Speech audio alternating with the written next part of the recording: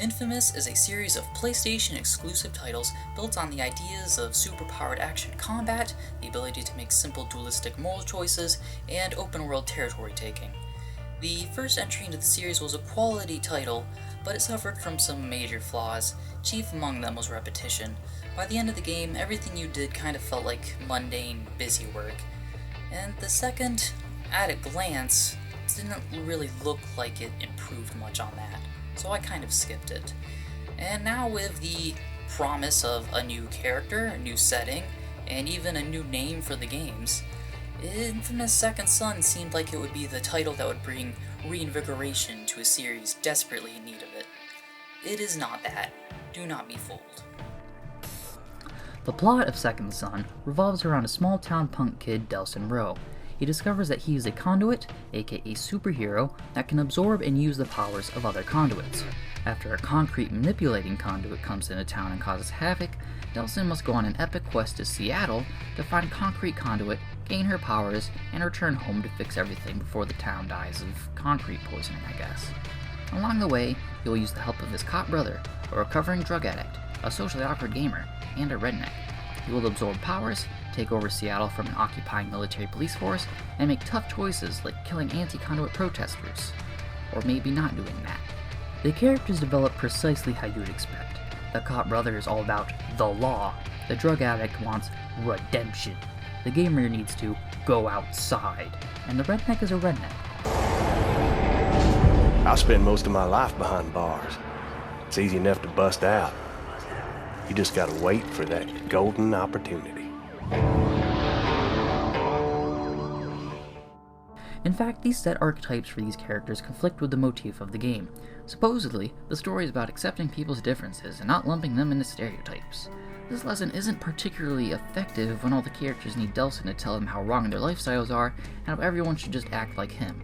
This flaw elevates the game's story from forgettable all the way up to offensive. Then again, among its few more choice segments, I always went down the path of the hero. Perhaps the evil path is better, but I doubt that. I'm never going to find out either because the gameplay hasn't changed much from the original inFAMOUS, and I really don't feel like playing that again. You beat guys up with melee attacks, sometimes you'll shoot them with a projectile attack, and other times you'll jump really high and punch the earth for an area attack. Enemies, for whatever reason, can drain your health in seconds if you're not careful, and can take a punch. Most of your time will be spent jumping into combat, taking down one guy, then running away to get your health to come back up before going back into combat again. You will follow this pattern over and over again until the game ends. At no point is anything introduced to mix the combat up. You do get 3 branches of powers throughout the game, however, they're all just different looking ways of doing the same thing. Every power has its melee, projectile, glide, and super move, with only nuanced differences. You'll find the one you like the best, and probably just stick to using that. Adding variety here could have improved the game drastically. Combat could have been a sandbox for experimentation and stringing combos with different powers to achieve different effects. As it is, however, I'm not sure why you even have the choice between the 3 powers if they all do the same thing. So you might ask, Andar, glorious ruler of all things, is there anything about this game that you actually like? The answer is yes. But I really enjoy gliding around the city with all the powers. There's something really satisfying about it, and it serves as an entertaining demonstration of the game's excellent visuals. I also like the spray painting in the game that uses the DualShock 4's motion controls. You never know what Delson is going to make, so finally uncovering his masterpieces after a few passes with the spray can can be quite fun. A man, a plan, and an aerosol can. So you see, inFAMOUS Second Son isn't a bad game. Everything works as designed. Its story isn't very good, but nothing's really broken about its gameplay.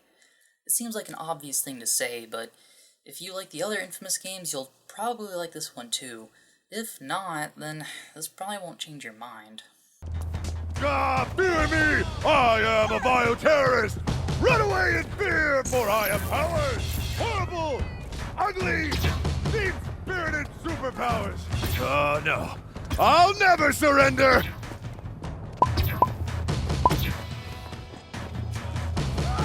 I am a bioterrorist! I eat children and kittens! Please, conduits don't really do that.